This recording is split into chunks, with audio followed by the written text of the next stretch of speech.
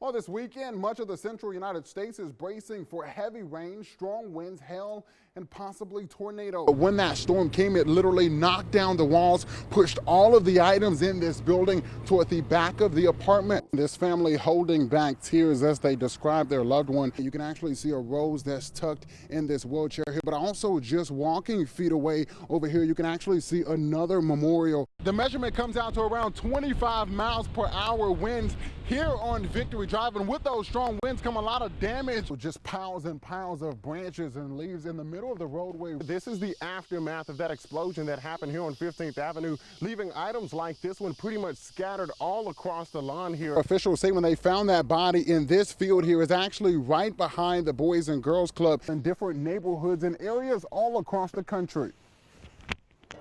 But the owner of this basketball goal says that he bought this here to help make a difference for children in the neighborhood. To the bombings in Sri Lanka that killed more than 200 people on Easter Sunday and injured hundreds more. We were actually just down there a minute ago, but this water is constantly rising, and again, we're told that played a major factor in what happened.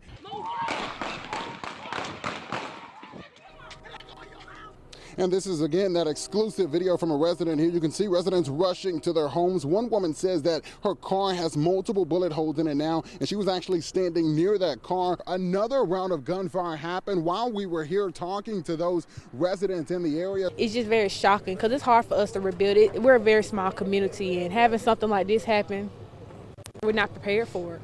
Residents in Auburn, Georgia say they're holding on to hope. And I say at least this could be salvaged. This after a storm swept through the area, damaging homes and leaving many without a place to sleep.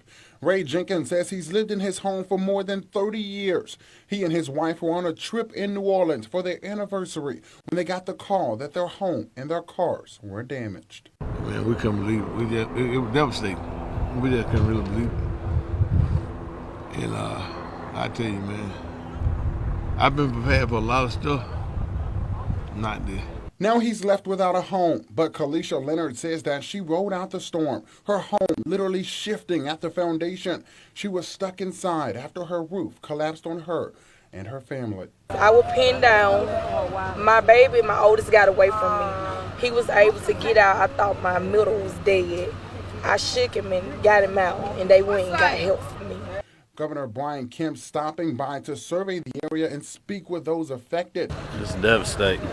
The Talbot County coroner says through all the destruction, there's only one positive thing in this situation. The best thing about this is no fatalities. And many of those here in Talbot, Georgia are now at a school just down the road. They were given a curfew a little earlier in the day because it's so pitch black out here. But Public Works and EMS says that they're going to continue to work and assess this damage and try to create a life after the storm. Auburn police say it all started with the robbery of a business on North Dean Road in Auburn around 5:30 p.m.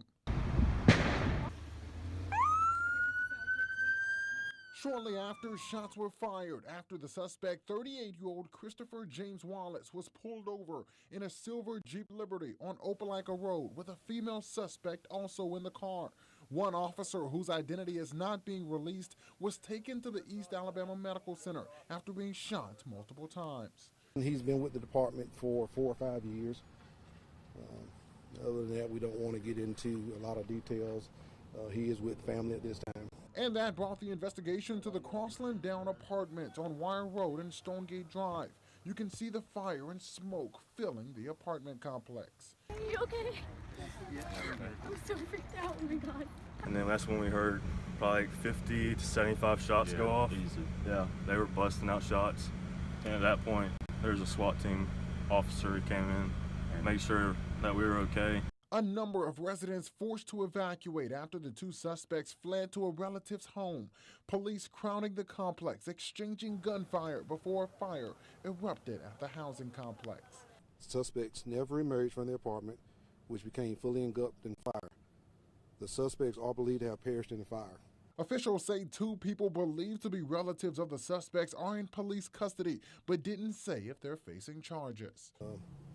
This individual pose danger to the public. We're thankful that it's over at this point.